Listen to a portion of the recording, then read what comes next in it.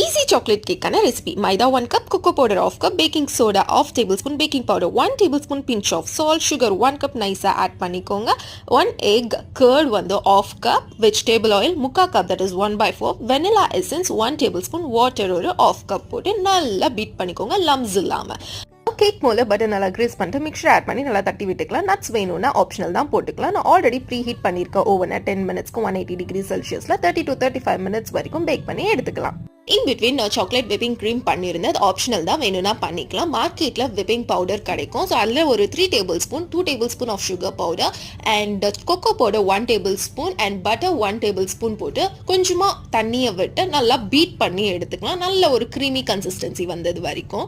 And then cake in between and கேக்குக்கு மேலே நம்ம சாஸ் மாதிரி நல்லா ஸ்ப்ரெட் பண்ணி சர்வ் பண்ண வேண்டியது தான். This is absolutely ஈஸியான சாக்லேட் மட் கேக். கண்டிப்பாக ட்ரை பண்ணிட்டு சொல்லுங்க.